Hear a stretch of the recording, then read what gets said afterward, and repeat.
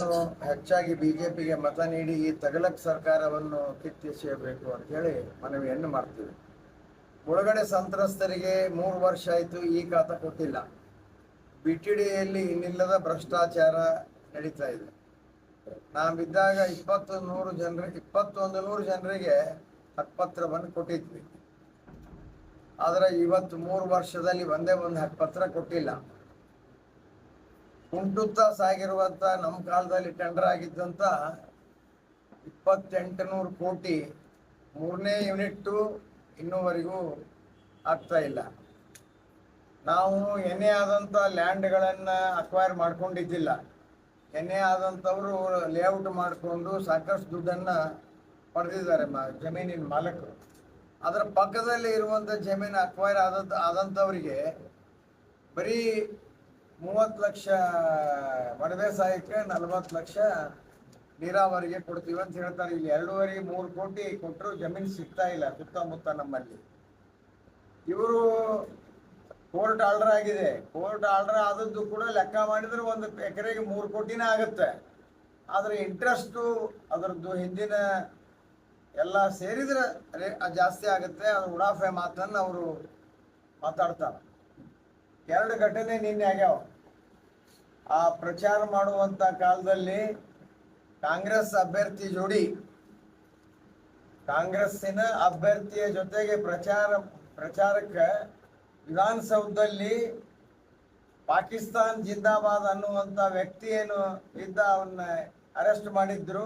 ನಂತರ ಬಿಡುಗಡೆ ಆಯಿತು. ಅವ ಇಲ್ಲಿ ಪ್ರಚಾರಕ್ಕೆ ಬಂದಿದ್ದ. ಯಾರ ಜೊತೆಗೆ? ಕಾಂಗ್ರೆಸ್ ಅಭ್ಯರ್ಥಿ ಜೊತೆಗೆ. ನಿನ್ನೆ ರಾತ್ರಿ 15ನೇ ಸೆಕ್ಟರ್ನಲ್ಲಿ ನಮ್ಮ ಹಿಂದೂ ಹೆಣ್ಣು ಮಕ್ಕಳು ಕೆಲವರು ಕುಂತು ಊಟ ಮಾಡೋ ಕಾಲಕ್ಕೆ ಮುಸ್ಲಿಂ ಯುವಕರು ಬಂದು ನಿಮ್ಮ ರೇಟ್ ಎಷ್ಟು ಅಂತ ಕೇಳ್ತಾರಂತ. ಅದನ್ನು ಕೂಡ ಕಂಪ್ಲೇಂಟ್ ಕೊಡುವಂಥ ವ್ಯವಸ್ಥೆ ಮಾಡಲಾಗಿದೆ. ಕಂಪ್ಲೇಂಟ್ ಕೊಡುವಂಥ ವ್ಯವಸ್ಥೆ ಆಗಿದೆ. ಅಂದ್ರೆ ನಮ್ಮ ಹಿಂದೂಗಳಿಗೆ ಇಲ್ಲಿ ರಕ್ಷಣೆ ಇಲ್ಲ. ಮೊನ್ನೆ ತಾನೇ ನೋಡಿದ್ರಿ, ಶಿವಾಜಿ ಮಹಾರಾಜರ ಒಂದು ಮೆರವಣಿಗೆಗೆ ಕಲ್ಲೆಸೆಯುವಂಥದ್ದು. ಈ ಮೆಡಿಕಲ್ ಕಾಲೇಜು 8 ಇಲ್ಲ. ಇದು ಏರ್ ಸ್ಕ್ರಿಪ್ಟ್ ಬಗ್ಗೆ 3 ಜಾಗ ತೋರಿಸಿದ್ರು. ಈಗಾಗಲೇ ನಿರಾಣಿ ಅವ್ರು ಹೇಳಿದ್ರು ಅದು ರಿಜೆಕ್ಟ್ ಆಗ್ಯದ. ಇವರು ಅದನ್ನು ಬಂದ್ ಮಾಡ್ಯಾರ. 20 PU ಕಾಲೇಜು ಮತ್ತು ವಸತಿ ಗೃಹ ನಿರ್ಮಾಣ ಮಾಡ್ತಾರಂತಿಲ್ಲಿ ಬಾಗಲಕೋಟೆಗೆ. ಬಜೆಟ್ನಾಗ ಎಷ್ಟು ಹೇಳ್ಯಾರ, ಮೊದಲ ಅವನಾರ ಇಂಪ್ಲಿಮೆಂಟ್ ಮಾಡಲಿ. ಚುನಾವಣೆ ಗಿಮಿಕ್ಕಿನ ಸಲುವಾಗಿ ಗಾಂಧಿ ಭವನ, ಈಗಾಗಲೇ ಅಂಬೇಡ್ಕರ್ ಭವನ ನಿರ್ಮಾಣ ಮಾಡಿದ್ದೀವಿ. ದೇವರಾಜ ಅರಸ್ ಭವನ ನಿರ್ಮಾಣ ಆಗೈತಿ. ಆಮೇಲೆ ವಾಲ್ಮೀಕಿ ಭವನ ನಿರ್ಮಾಣ ಆಗೈತಿ. ಜಗಜೀವನ್ ರಾಮ್ ಭವನ ನಿರ್ಮಾಣ ಆಗೈತಿ. ಇನ್ನು ಗಾಂಧಿ ಭವನ ನಮ್ಮ ಕಾಲದಲ್ಲಿ ಆಗ್ಯಾವ ಇವೆಲ್ಲ. ಇನ್ನು ಗಾಂಧಿ ಭವನ ಒಂದು ಕೊಟ್ರೆ ಮಾಡ್ಲಿ, ಯಾರು ಬೇಡ ಅಂತ. ನಮ್ದೇನ ಸುಮ್ಮನೆ ಚುನಾವಣೆ ಈಗ 3 ವರ್ಷದಲ್ಲಿ ಮಾಡಬೇಕಾಗಿತ್ತಲ್ಲ. ಬರೀ ಅವರ ಜಾತಿಯ ವ್ಯಕ್ತಿ ಒಬ್ಬವ ಚುನಾವಣೆಗೆ ನಿಂತಾನಂತ ಹೇಳಿ ಇಂಥ ಸುಳ್ಳು ಭರವಸೆಗಳನ್ನು ಕೊಡೋದಕ್ಕೂ 1 ವಾರಗಟ್ಟಲೆ ಠಿಕಾಣಿ ಹೊಡೆದಂತ ಈ ಮುಖ್ಯಮಂತ್ರಿ ಮಹಾ ಜಾತೀಯವಾದಿ. ಮತ್ತು ದಾವಣಗೆರೆಗೆ ಹೋಗ್ಬೇಕಿಲ್ಲ, ಅಲ್ಲಿ ನಾವು ಜನರಲ್ ಇದ್ರೂ ಕೂಡ ವಾಲ್ಮೀಕಿ ಸಮುದಾಯದ ವ್ಯಕ್ತಿಗೆ ನಾವು ಟಿಕೆಟ್ ಕೊಟ್ಟಿದ್ದೀವಿ. ಹೋದಾಗಿತ್ತಲ್ಲ, ಅಲ್ಲಿ 4 ದಿನ, ಇಲ್ಲಿ 4 ದಿನ ಕಾಟಾಚಾರಕ್ಕೆ 1 ದಿನ ಅಲ್ಲಿ ಅಡ್ಡಾಡಿ ಬಂದು ನಿನ್ನೆ ಹೋಗಬೇಕಾಗಿತ್ತು. ಮತ್ತು ಇವತ್ತೂ ಮುಂದುವರಿಸಿಕೊಂಡು ನಮ್ಮ ಲಿಂಗಾಯತ ಪಂಚಮಸಾಲಿ ಸಮಾಜಕ್ಕೂ ಕೂಡ ಮೂಗಿಗೆ ತುಪ್ಪ ಹಚ್ಚೋ ಕೆಲಸ ಇವ್ರು ಮಾಡ್ತಾರ.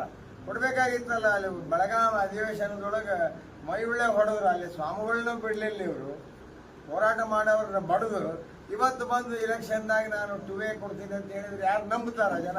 ಇದೆಲ್ಲ ಚುನಾವಣೆ ಗಿಮಿಕ್ಕು. ಇವರ ಪಾಪದ ಕೂಡ ತುಂಬಿದೆ. ಇವರ ಮಾತಿಗೆ ಯಾರು ಮರಳಾಗಬಾರದು. ಎಲ್ಲರೂ ಭಾರತೀಯ ಜನತಾ ಪಕ್ಷದ ಕಮಲ ಗುರುತಿಗೆ 100ಕ್ಕೆ 100ರಷ್ಟು ಮತ ಹಾಕಬೇಕು. ಏನಾದರೂ ಅಭಿವೃದ್ಧಿ ಆಗಿದ್ರೆ ಕಾಂಗ್ರೆಸ್ಸೇತರ ಸರ್ಕಾರದಿಂದನೇ ಆಗ್ಯಾವ ಇವು ಸ್ವತಂತ್ರ ಬಂದ ಮೇಲೆ. ಅದೇ ರೀತಿ ಭಾರತೀಯ ಜನತಾ ಪಕ್ಷದ ಸರ್ಕಾರದಿಂದ ಸಾಕಷ್ಟು ಅಭಿವೃದ್ಧಿ ಆಗ್ಯಾವ. ನಾವು ಒಂದು ಬುಕ್ಕ ಪ್ರಿಂಟ್ ಮಾಡೀನಿ, ಜನಗಳಿಗೆ ತಲುಪಿಸೀನಿ.